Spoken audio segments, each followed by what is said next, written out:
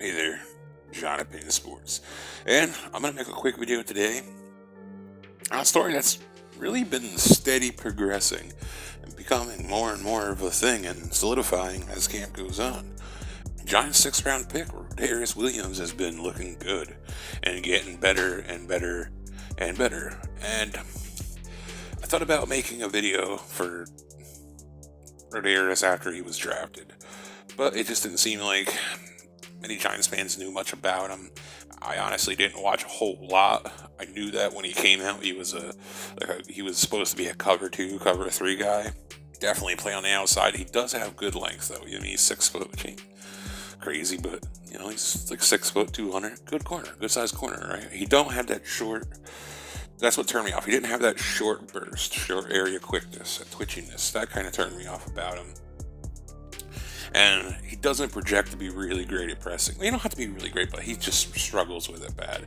So if he's progressing in those areas, which I think we're going to see a lot more press man this year, that's good if he's progressing. Because I thought the scheme we ran last year with the cover 3, cover 2 robber, I thought was perfect for him. If we came out and ran our coverage like we did last year, I thought he'd for sure make the roster at the end. But he is just looking really good.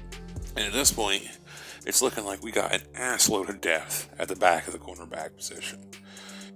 And there's going to be injuries. There just is. When you're moving, when you're running full speed like corners do, you're going to get injuries throughout the season. So your cornerback 1, 2, 3 is going to lose. You're gonna miss a game or two at least here and there. Now, we've seen Isaac Yodin. He's probably going to make the roster. To me, obviously, Aaron Robertson, 3rd round pick, he's set. He's your backup slot guy.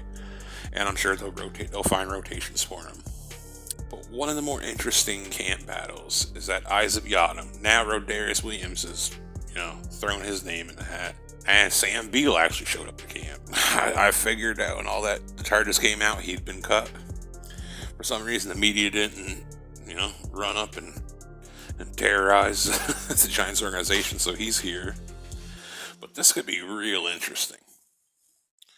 Because Rodarius Williams is making plays all over the place. And it hasn't just been like 1 or 2 practices. It's been steady since these practices started in camp. He's been tipping pass. Today he tipped the pass, which Peppers ran back for a touchdown. He got an interception. He's been steady making plays. And he's honestly played so well that today he earned first team reps. Good for him. I'm proud of him. That's a big thing. I want to see him in games, some preseason games, and let's see it translate. Let's see it translate on the football field in live action. But listen, I'm happy with just seeing steady improvement and just consistency through all of the camp. Keep this level of competition. It's the fact that he's earned himself first team reps makes me feel comfortable, unless he completely falls on map, that he's going to make the roster. I don't want to jump the gun, and crown him just yet, but it's looking good. And Gettleman might have got another great player late in the draft. Now, for all the good, there's going to be some bad. And that's Sam Beal, who cost us a 3rd round pick. Sam's his first 2 years, I don't put a whole lot of blame on him, but he just cannot stay healthy at all. And then last year, I don't know what happened. I was so disappointed with Beal for opting out. I don't get the reason why. I don't think we got a reason why. And I don't know, maybe he did it just to guarantee some money for himself and then more money the next year. I don't know. But if he was cut last season, pretty sure he would have still gotten a good chunk of money, because I think that contract that he got had some guaranteed money on it. And when you release somebody, you have to pay that guaranteed money off the contract.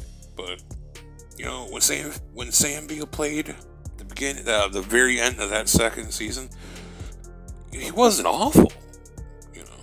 He wasn't great either. He wasn't very good either. Just kind of But we really had Janoris Jenkins and nobody. So, he was a player that I was kind of eyeing on. I was so devastated when he opted out last year. And it kind of I don't know. I don't know. See, the thing is, I didn't get no information on it. That's like, I don't know if he had somebody sick in the family or he had some kind of underlying something.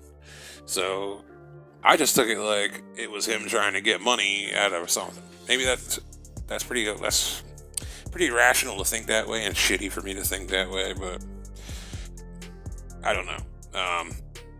Ultimately, I think it's a good thing if Rodarius can come in here and just take control of this number 4 corner spot. Corner stuff, and listen, he's seen it with having Isaac Yadam as our number 2 corner. We saw the effect. It forced our defense to change all season long. So we see the effect of not having good depth, having good players out there at corner. It can ruin your season or really hamper your defense and what you really can and can't do. So, listen, this is getting interesting. It's looking good. If Rodarius Williams comes out to be a player, and if he turns out to be a good starter quality, I don't want to jump too far, but if he turns out to be a good starter quality, Daniel Jones and Saquon, if they start taking off here, they got big money coming. If you could slide Rodarius into one of Bradford or Doherty's spot in a year or two, a couple of years, to free up some money for Jones, Saquon, that's huge. That's huge. We got this kid for 4 years under contract. Again, don't jump the gun. Don't crown him yet, but it's looking good. It's looking good. He's competing with the big boys, first team reps, and making plays. That's pretty good. Anyways, that's it for me. I'll keep y'all posted. Try and have a video out here every day for camp.